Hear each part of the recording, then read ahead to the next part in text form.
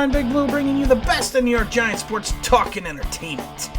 I wanted to do a training camp show, but you know what? There's nothing going on in training camp. So I'm going to briefly talk why I feel that Joe Judge will be the NFL Coach of the Year. But first, let's just jump into a couple of news and notes from training camp itself. Leonard Williams, let's first get into the fact that the Giants got down to the new 80-man roster limit by waiving a bunch of guys. And I laugh because I see the cornerback Taylor was on the list, and we were just awarded him on Tuesday. I think it was off the Denver Broncos. He played with the Colts last year, and I laugh because I pontificated the other day how I don't do a video on every piece of Giant news that comes out because not everything is newsworthy. I saw videos on YouTube and I saw articles that Taylor was this and Taylor was going to be that, Taylor was going to be this. And I said to a million people, I posted all over the place, that Taylor was a camp body. He was there to fill in, not even to fill in for DeAndre Baker because we have enough corners. He was just going to be a camp body. And I laugh because it seemed to come to fruition that that's exactly what it was because we waived him, 6 days later? So just remember, guys, if I don't do a video on everything, it's because it's not news. I mean, some stuff is, but, literally, you sign a guy that played, 4 or 5 games or whatever it was for the Colts last year. 5 games for the Colts last year. That's not news. I mean, I wish it was, but it's, but I'm sorry, guys. It just kind of bugs me a little bit. But we did release a bunch of guys to get down to the 80-man roster. There's really not much, there really wasn't many surprises. And, we released Hillerman, the running back, but kind of figured he was going to be gone anyways. But you know what? It was not a big issue. We released the running back. The linebacker out of Temple. It's really it's no news. It's non-news. It's nothing. What was the news is Leonard Williams failing his physical. That is an interesting conundrum because of the fact that we need, as much as I hate the Leonard Williams trade and how much I hate the Leonard Williams contract, one thing that we needed was Leonard Williams to be healthy. We are paying him a large sum of money to come in here and help solidify the defensive line. That's really all there is to it. It's a shame that he failed his physical. That really is a shame. Because he is being counted on by the Giants to come in here and help generate a pass rush. What else did we have Leonard Williams for? Because I've heard I heard all season long last year that he was the king of the almost sack. He almost got to the quarterback. He was so close to getting to the quarterback. I wanted to create a new stat called the so close to the quarterback sack. Label that New York Giants so close to the quarterback. But you know what? And I'm being facetious, but you need him. You need him right now because we don't have any type of defensive end. If we run the 3-4, we technically got Dexter Lawrence and Dalvin Tomlinson. You got Dexter Lawrence as the left defensive end, Tomlinson as the nose tackle, and Williams as the right defensive end. And backing them up is B.J. Hill, Chris Slayton, Austin Johnson, and R.J. McIntosh. Oh my God! That's not the Yankees murderers row. These are not the purple people eaters. They're great run stoppers. We are going to be hellacious against the run. But like I said, we need to figure out where we're generating a pass rush from. And I know, like I said, Joe Judge came back a long time ago and said, we'll do pass rush by committee, and that's fantastic, and I hope that's true, and I agree with that. But like I said, right now, it's early. It's early in the camp. We're going through the OTA weeks. We're not going to start the padded practices for another 3 weeks.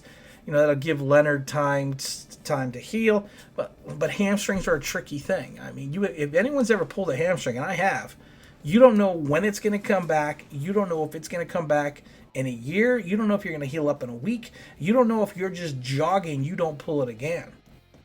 So we have to hope that Leonard Williams progresses and actually, can actually get some work in get some padded practices in before the start of the season.